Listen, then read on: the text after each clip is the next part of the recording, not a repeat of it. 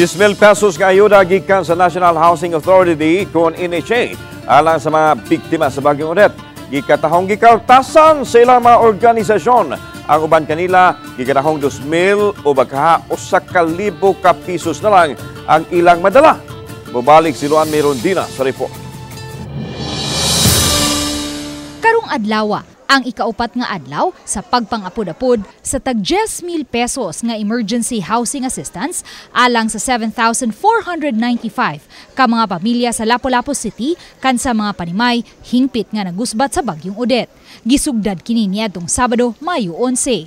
Gicluster lang ang schedule sa distribution sa nagkadiyang mga barangay. Kahinumduman, niadtong Disyembre 29, 2021, gihatagan og tag 5,000 pesos nga emergency housing assistance ang 5,000 sa 22,840 ka mga pamilya sa Lapu-Lapu City nga nangagusbat ang panimay atol sa Bagyong Odette. Matod sa National Housing Authority Region 7, kay 25 million pesos lang ang na-release nga pondo niadtong higayuna, ang katunga lang una ang nahatag ngadto kanila. Kung kinsa man to sila nga mga families nga natagaan ato nga 5,000, tagaan na po sila additional 5,000 to complete katong 10,000 nato nga financial assistance. Pagka Nobyembre 2022, tag 10,000 pesos na ang gihatag ngadto sa laing 1,500 ka mga pamilya gikan sa 15 million pesos nga gahin sa NHA. Samtang karong Hunyo 4 ngadto sa Hunyo 7, ang laing 6,388 na usab ka mga pamilya sa Lapu-Lapu City ang makadawat sa tag 10,000 pesos.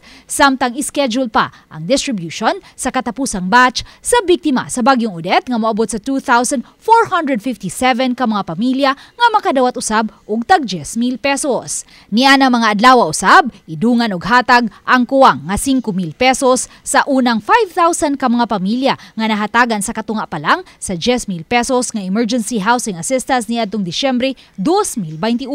Apan atol sa distribution kagahapon, pipila ang mipadayag sa ilang kadismaya human matud pa gikaltasan sa ilang organisasyon ang ilang nadawat nga salapi.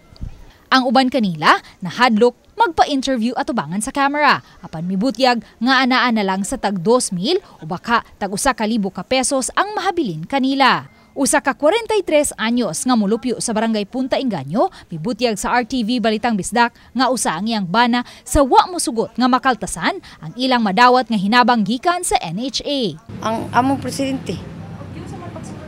Ingon siya og dili mo hatag tangtangon mo sa inyong pagkauban por aron kana kay dili man mo hatag sa katunga sa GIS. Na mao na nga 2,000 amo ang uban mautang uban dili mo hatag diri kay hadlok ko dakan daw. Ang presidente ang mokuha. Apan bugti sa ilang pagdumili, gikatahong gibaharan silang tangtangon gikan sa Urban Poor Association diin sila nahasakop. Maoray akong kuan diri kamo unta ba. Kaya mo ipangutana kay nasyonal man kaha ni kuan. Hinabang na nganong kuan. Nganong kuan ba.